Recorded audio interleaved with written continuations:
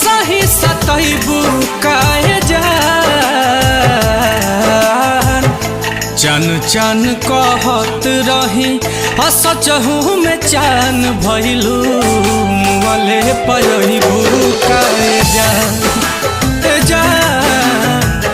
चन चन कहत रही सचहू में चान भइलू मुँहले पयबू काहे जान।